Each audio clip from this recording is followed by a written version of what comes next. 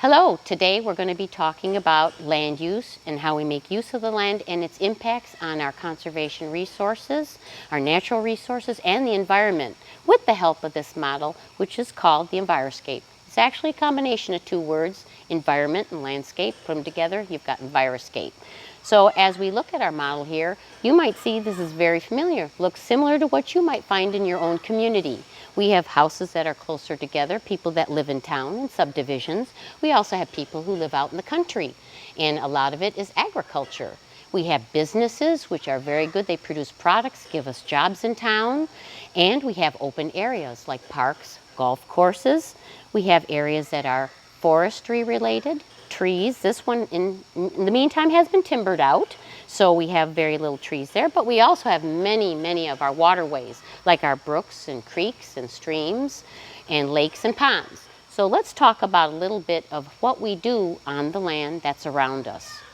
We have areas that are brown here versus green. Those areas are where we have open topsoil. That means there's no vegetation. I'm going to talk about some of the words as I go along, so keep an ear open because you might learn some new words. So vegetation is covering some areas of this model. If I say these brown areas have no vegetation, what does that make you think vegetation is? Okay, grass, but what else? Maybe think bigger. All right, shrubs, trees, crops. How about flowers, vegetables? So we have a lot of areas that can be covered by vegetation, and it's a variety of vegetation. But the areas I'm concerned about are the ones that have no vegetation on it. That open topsoil is here. And when you have topsoil left exposed, that means it is susceptible to being washed away by rain or blown away by winds. And we call that erosion. So erosion is the process of topsoil being washed away or blown away. And it's important that we keep our topsoil in place because it is the most beneficial. Topsoil, as it sounds, is the topmost layer of our soils on the earth. And it's about 12 inches deep, and that's what we plant into. So it has to be beneficial. And so it gets a lot of nutrients from the things that gravity pulls down, such as sticks, dead trees, dead animals, dead birds.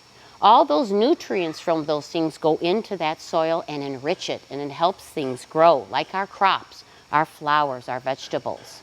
So we want to protect that topsoil, and the vegetation helps that. All those plants, the roots help to, number one, hold the soil in place, that topsoil in place, but it also makes the ground more porous. Those roots work their way through the ground, makes it more porous or open so it can receive water and soak in well. One fully grown tree can absorb 250 gallons of water every day. Helps to prevent flooding in areas. And it can give off 150 gallons through evapotranspiration. Ooh, another good word, which means it's like plant sweating, goes up into the atmosphere. So, plants also absorb carbon dioxide and they give off oxygen. So if we need oxygen and they give off oxygen, we're perfect partners. That's another advantage of vegetation on the land. It's to our advantage. So we're going to talk about topsoil in the meantime and the open areas. So the farmer might have open soil here, okay, topsoil. He's going to put crops out there. And we know that the farmers grow a lot of crops that feed the nation. It's very important. So we need our cropland. We need our agriculture. That's where we get our crops that will help make our cereals and our breads and all the things that we like to eat. So it's very important for us to have that agriculture component. But where else do we grow different things? How about in our yards? We have gardens, flower gardens, vegetable gardens. So we do a lot of growing in our own yards. Also, we like our lawns nice and green, right? So we're going to talk about the things that we add to that topsoil. Let's say the farmer's got his topsoil out here. I happen to have some topsoil handy.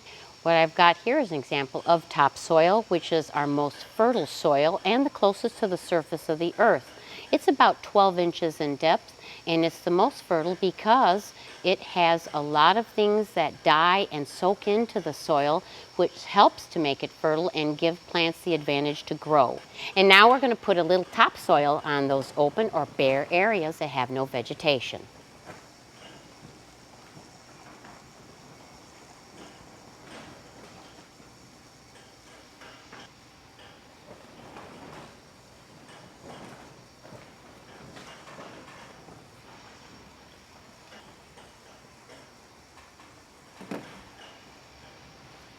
Now there are things that we put on the land as we use it to be beneficial for us. It'll be things that'll help to grow our plants better, stronger, more fruitful. We get a better yield out of them. What could something like that be called? Fertilizer. And we have two kinds of fertilizer. We have a natural fertilizer and we have a chemical-based fertilizer.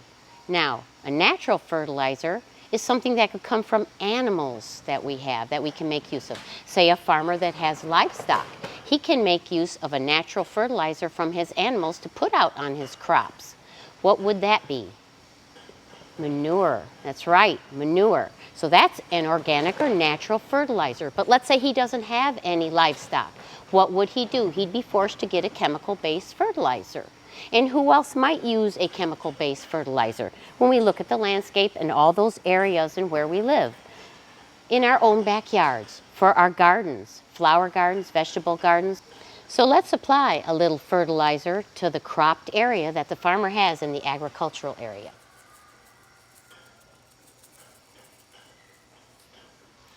And we're going to apply some in our own backyards where we use it many times for our flower gardens and our vegetable gardens. And don't forget about the grass when we want our grass to grow nice and green. And we also have areas like our golf courses and our parks. Don't forget them. And don't forget about the natural fertilizer or manure that we talked about. And so I'm going to apply a little bit of that around our livestock that we have.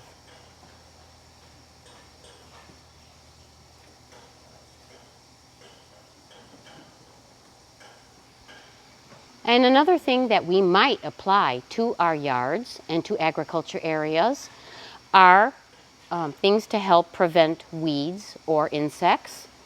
And we generally call them pesticides. But they are divided into two categories. Because if you're fighting weeds, that's a particular pesticide called what? It fights weeds, it's a herbicide. Actually, herbicide and herbicide both are correct to pronounce. The other one would be for pests. So if it's insects and it fights insects, what would that one be called? Insecticide, you're right. And we do use both of those in our daily lives, both in agriculture and in our own backyards. So let's apply some of those. We have weeds that will start growing in the cropping area, so we need to take care of those because the weeds will grow faster than the crops and they can choke them out and fight for the nutrients in the soil and for water. So let's apply some of this, which is, like I said, called an herbicide or herbicide. Same thing, it's a weed killer. Let's put that on right now.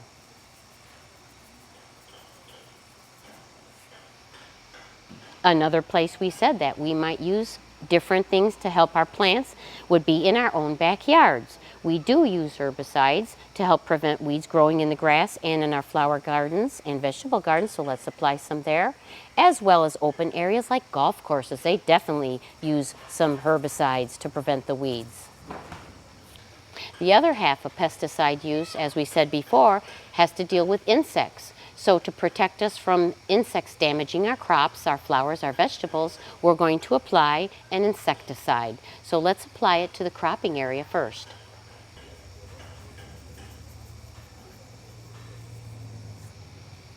Also, we'll apply it to our garden, home areas, as well as parks and golf courses, because they as well have to fight the insects. When we talk about all the things that we apply to the land, let's talk about things that might happen in response to what we put out on the land. There are things that could be detrimental. It has to do with how much we use and how often we use it. We know that we've been putting out there fertilizers, the herbicides, insecticides, and there is a consequence for that. So we look at the farmer's cropland, we look at our backyards, we look at parks. So when we talk about that, how much do we use? It comes down to maybe who uses more of this and why. Farmers will use it on their crops because they have to save the crops because they're feeding the world. Many of their crops are going into our cereals and breads and what we eat and shipped out around the world to feed other countries. We also use it in our backyards, but there is one factor that's different. Farmers are controlled on what they can use. They are told what kind of insecticides or fertilizers they can use, how much they can use, and when they can apply them. Now, when we come to our own backyards, do we have the same kind of restrictions? Is there anyone telling us when we can use them, how much we can use them, and how to mix them up? The answer is no. So, farmers apply their chemicals generally one time a year in the spring when the crops are first growing. But we have the freedom to apply our chemicals 3 out of the 4 seasons. We apply them in the spring when the grass is first emerging. We apply them in the midsummer time. We even have fall applications for them. So when you consider that, now you start to think, who is using more of them? Is it agricultural areas or is it the homeowners? Let's pose a question here. Are there more farmers or are there more regular homeowners? I guess the question is easy to see. There's more homeowners, but you might say we have smaller plots of land and they have many acres. But then again, they're regulated on when they can apply that and what they can apply to the land. Who is telling us how much we can apply? You're right, the answer is nobody.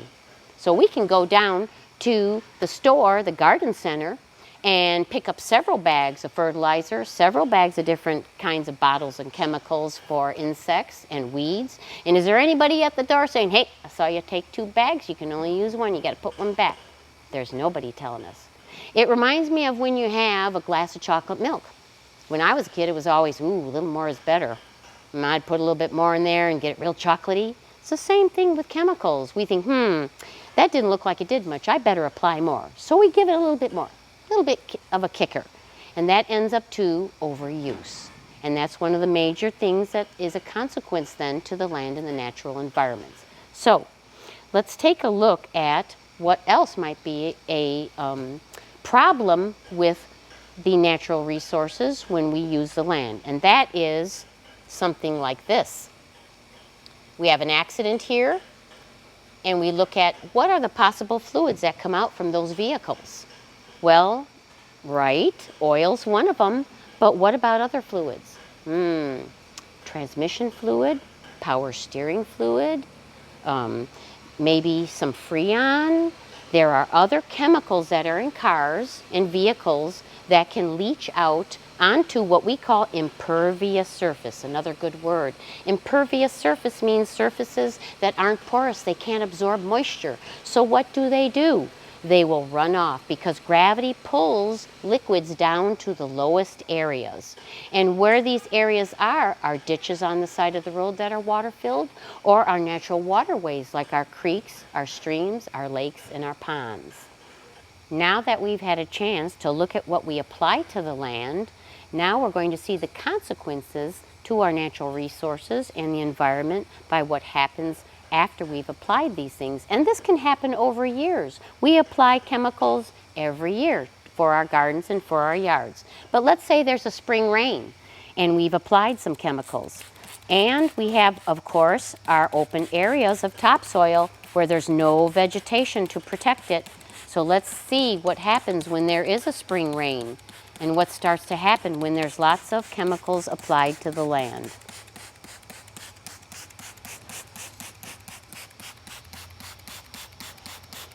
You can see that there is starting to have an effect here with the rain falling, and that is chemicals are starting to run downhill, going from highest to lowest areas. This happens in many, many towns and cities around the United States and around the world, as a matter of fact.